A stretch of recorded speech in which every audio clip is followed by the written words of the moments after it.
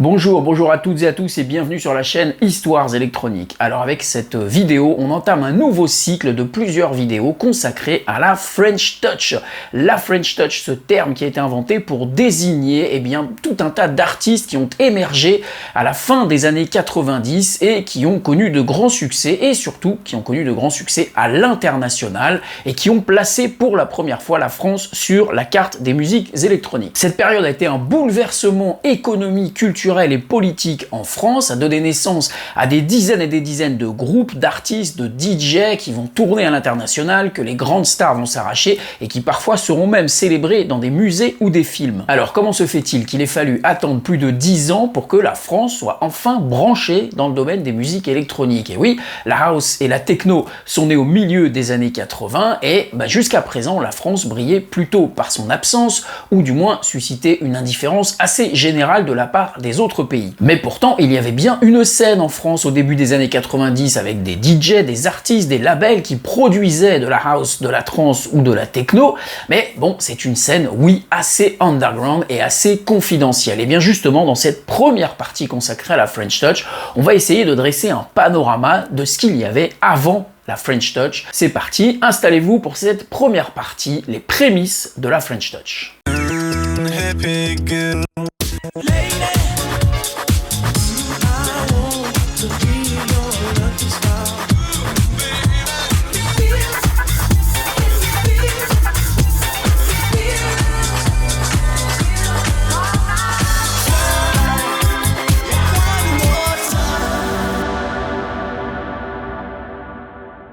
La French Touch, vous l'avez entendu dans ce générique retravaillé, ce sont des dizaines et des dizaines de tubes, mais on en parlera dans la deuxième partie, on définira aussi ce qu'est la French Touch, parce que c'est un terme quand même assez galvaudé qui veut tout et rien dire, mais intéressons-nous plutôt avant 1995, qui pour moi est la date un peu bascule de la naissance de la French Touch.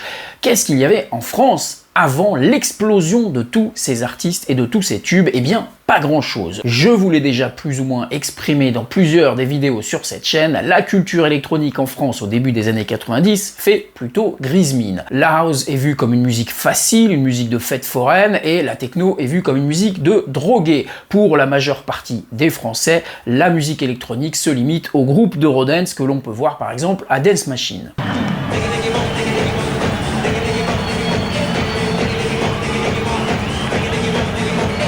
Pour vous résumer un peu cet état d'esprit, je vous mets cet extrait du sketch des Inconnus qu'un abonné m'a envoyé récemment, je l'avais oublié celui-ci, où les Inconnus dans un sketch parodient plusieurs styles musicaux, c'est de l'humour bien entendu, les Inconnus sont très drôles, mais voilà comment ils parodiaient à cette époque, à la fin des années 80, la house music. Je suis sûr que vous êtes comme moi, vous aimez les belles paroles, les belles mélodies, alors vous êtes fait pour la house music. Est-ce que tu aimes la poésie? Est-ce que tu aimes la poésie? Est-ce que tu aimes la poésie? Vous vous en doutez bien, donc les Français sont quand même plutôt à la traîne, que ce soit en termes de médias, d'artistes, de clubs ou de labels. Côté médias, déjà c'est pas terrible, il n'y a pas de radio nationale qui diffuse des musiques électroniques, il y a eu l'expérience Maximum mais qui ne durera que 2 ans. Les radios généralistes comme Énergie ou Skyrock ont certes des programmes liés aux musiques électroniques, souvent le samedi soir, et le reste du temps passe les tubes du moment, mais ça s'arrête là. Si vous voulez écouter des musiques électroniques et découvrir ce que sont les musiques électroniques, il faut vous tourner vers les radios locales et indépendantes. Du côté de la presse, c'est encore pire. Alors la presse musicale ou culturelle descend à longueur de temps les nouvelles musiques, la house music ou la techno, que ce soit les rock, rock and folk ou Télérama, clairement, ils n'aiment pas. Et alors que par exemple au Royaume-Uni, vous avez le choix entre Mixmag, DJ Mag, Music Magazine, même le NME, le New Musical Express, qui est le magazine de référence de musical anglais, consacre régulièrement sa une ou ses colonnes aux nouvelles musiques. Mais voilà, en France, il n'y a rien, il n'y a absolument rien. bien, il y aura éventuellement un petit fanzine, Eden, qui naîtra par un collectif au début des années 90, notamment Christophe Monnier, Christophe Vic sera derrière ce fanzine, avec des articles et des interviews extrêmement intéressantes de Laurent Garnier, de Kevin Saunderson ou de Derrick May par exemple. Mais voilà, c'est un fanzine fait comme ça de manière artisanale, qui ne sera pas tellement diffusé, il est extrêmement difficile à trouver et c'est pour ça qu'aujourd'hui il a un statut culte. Il donnera d'ailleurs son nom au fameux film Eden qui justement parle de la French Touch. Et puis enfin, il a fallu attendre 1993 en France pour voir le premier magazine musical consacré à la techno ou la house music, c'est le magazine Coda bien évidemment, lui aussi devenu culte avec les années parce que c'était le seul qu'on trouvait tous les mois en kiosque. Enfin, on avait un magazine pour parler de la musique qu'on aimait avec les artistes, les interviews, les tests d'albums ou de singles. Et puis si vous aviez la chance d'habiter dans le nord de la France, parce que ça bougeait beaucoup avec sa proximité avec la Belgique, évidemment, vous aviez ce magazine gratuit distribué dans les bars et dans les clubs, Out Soon, qui est très réputé et très connu, qui existe encore, il me semble, un magazine en double langue, flamand et français, puisque c'était un magazine belge à l'origine, mais il y avait des colonnes en français, il y avait une section France, et vous aviez surtout l'agenda des soirées, des tests, des critiques, etc., et des interviews. Donc par exemple ici, Jeff Mills, ça c'est vraiment aussi une pièce de culture à conserver. La presse quotidienne ne fait pas mieux, voire même fait pire, à l'exception du journal Libération, qui consacrera beaucoup de ses colonnes grâce à ses journalistes pointus sur la question de la techno ou de la house music. Ils vont même aller jusqu'à offrir un picture disc des KLF que j'avais sauté dessus à l'époque. Ils organiseront aussi des rave parties, ils seront partenaires de rave parties. Pour le reste de la presse quotidienne, c'est carrément une catastrophe puisque quasiment la totalité des articles consacrés à la techno associent techno et drogue et parlent des rave parties, de l'ecstasy. L'exemple le plus flagrant de cette époque reste un article qui restera en travers de la gorge de nombreux fans, clubbers ou artistes de techno à cette époque et qui aura d'ailleurs pas mal de répercussions, y compris politiques. C'est un article du journal L'Humanité. Oui, L'Humanité, ce journal communiste, donc pas très réac de droite et qui pourtant va consacrer une pleine page à la techno qui va s'intituler tenez-vous bien, la techno a ses rites, ses chefs et ses croix gammées. Oui, rien que ça, et dans l'article, la journaliste explique que la techno est une musique composée sous LSD et ecstasy et qu'elle exige de celui qui l'écoute d'être sous l'emprise de ces mêmes drogues. Elle va aussi évidemment faire l'amalgame, comme cela se fait beaucoup à l'époque, que les rave parties sont un repère de nazis et de fachos, et elle va citer comme exemple des groupes techno comme Clinique, Autopsie ou Torture Chamber.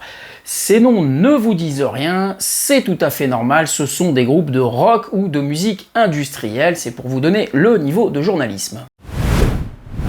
Dans cette ambiance, vous vous doutez bien qu'il n'y a pas beaucoup de clubs et de discothèques consacrés aux musiques électroniques. Les discothèques de France passent, oui, certes, les tubes du moment, les tubes house, techno qui cartonnent, mais bon, ils ont une programmation en général assez généraliste. Il faut essentiellement se tourner notamment vers les clubs gays, qui sont les rares clubs à diffuser de la house music toute la nuit, avoir une programmation 100% orientée vers ce genre de musique. Par exemple, le Boy à Paris, où l'on verra Joachim Garraud ou Laurent Garnier.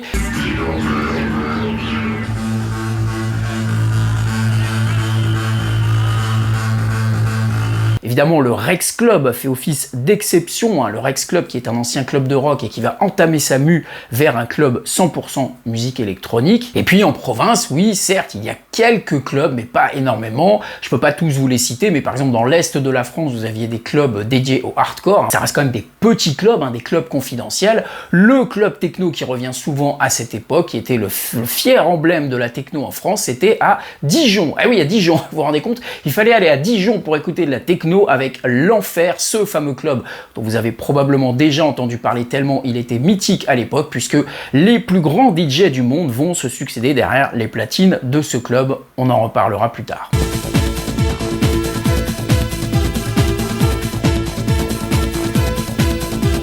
Et non, si vous vouliez écouter de la techno, il fallait plutôt vous orienter vers les rave parties. Il y en avait beaucoup à l'époque dans toute la France.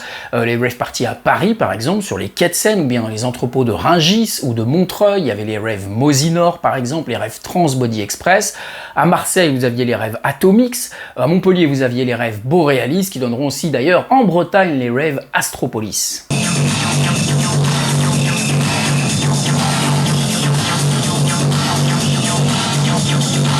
Je consacrerai une vidéo entière à toutes ces rave parties en France au début des années 90, mais il faut savoir que c'est un élément fondateur et essentiel de la culture techno en France. Elles vont même donner naissance aux artistes de la French Touch. Oui, vous verrez ça dans la deuxième partie.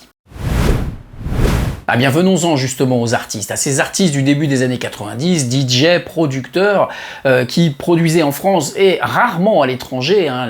Les artistes français étaient passablement ignorés du reste du monde, notamment de la presse musicale anglaise qui est toute puissante et qui fait un peu la pluie et le beau temps. Pour les Anglais, c'est simple, hein. La musique en France, c'est Serge Gainsbourg qui fait, certes, de la bonne musique, mais qui est un vieux libidineux, et le rock est représenté par notre Johnny Hallyday national avec un petit sourire gêné. Dans les artistes qui s'exportent, il n'y en a pas beaucoup, ça reste des exceptions. Bon, vous aviez quand même beaucoup de DJ à l'époque. Je peux citer en vrac DJ Deep, Jérôme Pacman, Laurent O, Sextoy, Freddy, Stepanovic. Il y avait aussi des DJ avec des noms typiquement français, et ça c'était bien à l'époque. On avait des pseudos, des pseudonymes qu'on perd un peu aujourd'hui. Vous aviez par exemple Guillaume la Tortue, Olivier le Castor, Arnaud l'Aquarium, Manu le Malin ou encore Jack de Marseille. DJ Aquarium, vous avez 26 ans. Ouais. Bonjour. Vous venez de sortir 4 CD de techno et vous animez tous les dimanches entre 14h et 18h sur une radio parisienne, une très bonne radio FG, une émission de techno. Au niveau des labels, il y en avait quand même, et oui, alors on peut presque les compter sur les doigts des deux mains, hein, il n'y en a pas beaucoup, je vous en ai sélectionné quelques-uns. Enfin, on va citer déjà pour commencer Rave Edge Records. Rave Edge Records, c'est tout simplement le premier label de musique électronique en France en 1990, avec des productions par exemple de Patrick Vidal ou Christophe Monnier, mais aussi des artistes internationaux comme celui-ci, Adam X ou Frankie Bones.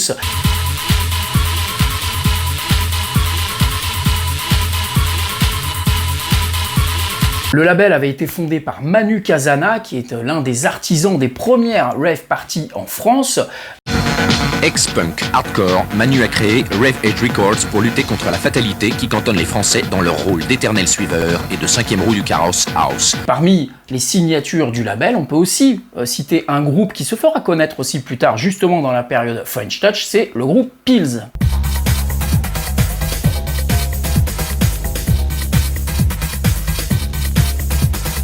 Ensuite, on peut citer Fairway Records, fondé en 1993. Ah oui, vous avez vu, déjà, il faut attendre 93 pour avoir un autre label, qui, comme beaucoup d'autres labels de cette époque, va se consacrer essentiellement à l'import, enfin la distribution d'imports venant de l'étranger, mais qui va aussi signer des compilations qui feront la réputation du label, des superbes compilations au début des années 90, consacrées justement à la techno ou à la house music, mixées par des DJ français, ce qui permettra de faire connaître dans les rayons de la Fnac ou de Virgin les DJ français et la musique électronique.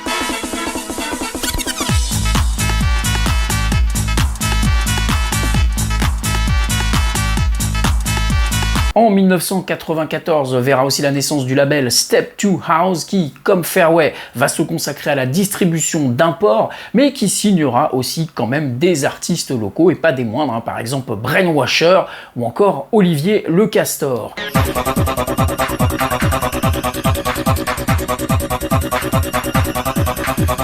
Olivier le Castor, qu'on retrouve, qui fondera lui aussi son label en 1995, un des rares labels français consacrés à la trance, c'est POF, Product of France.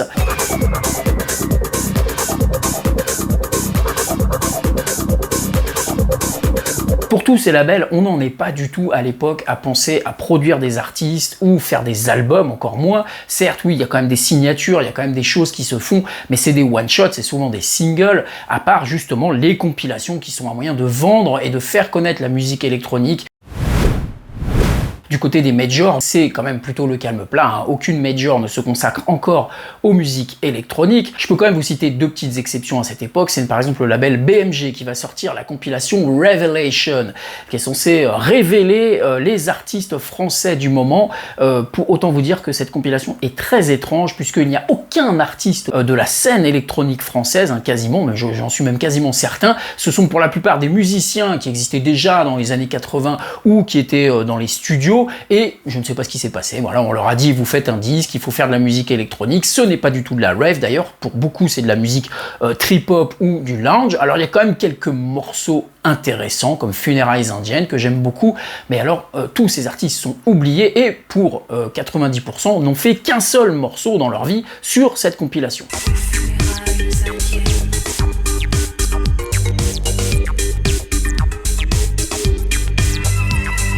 C'est le cas aussi de la compilation PUR, Paris Union Recording. Celle-ci, elle est quand même d'une qualité un peu plus élevée. Il y a quand même des artistes sur cette compilation qui ont leur légitimité dans la scène électronique. C'est le cas de DJ Tom, par exemple, de A Man Called Adam, ou encore du succès, d'ailleurs, de cette compilation, et de l'artiste successful en ce début des années 90 français. Et oui, c'est Armstrong, souvenez-vous, avec le morceau Tout est bleu.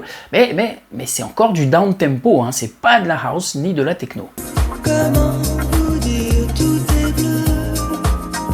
Et là, à ce moment de la vidéo, probablement que vous avez laissé des commentaires disant mais il est complètement con, il a oublié le principal label de cette époque. Mais non, évidemment que je l'ai pas oublié, je le réservais pour la fin, je vais vous expliquer pourquoi. Car il est un peu particulier. C'est évidemment le Fnac Dance Music Division qui deviendra FCOM pour simplifier. FCOM, c'est le label fondé par Laurent Garnier et Eric Morand, et c'est d'abord un sous-label de la Fnac qui décide de se consacrer entièrement aux musiques électroniques. C'est un label qui verra l'émergence d'artistes français de grande envergure, comme évidemment Laurent Garnier, mais aussi Chaz ou Saint-Germain, qui sera l'un des premiers à faire des albums de musique électronique en France et des albums qui seront réputés à l'étranger, mais on verra ça par la suite. En fait, ça va être un peu le fil rouge de cette histoire, de toute cette histoire de la French Touch. Pourquoi? Parce que dans tous les artistes et tous les labels que je vous ai cités, eh bien la plupart ont disparu, la plupart ont fermé, ont disparu, ou bien ont vu passer le train de la French Touch sans monter dedans, n'ont pas connu de succès pendant la période de la French Touch. Pour la plupart ont été, je vous le dis donc, sont restés à quai, ont été oubliés. Pour d'autres, eh bien, ils ont pris leur mal en patience, ils ont vu les succès, ils ont vu tous ces artistes qui émergeaient, qui connaissaient des gros succès et ont préféré rester en retrait. Et FCOM, justement, c'est un des rares labels qui va profiter de la French Touch, qui était là avant, qui sera là après et qui sera là pendant la French Touch, qui sera parfois labellisé à tort ou pas, on verra French Touch, qui connaîtra de gros succès à l'étranger, mais on verra ça justement dans la deuxième partie. Je vous ai dressé un panorama un peu de ce qui se passait en France au début des années 90. Je m'excuse par avance pour les artistes, les labels ou les clubs que j'ai pu oublier. J'ai forcément oublié du monde.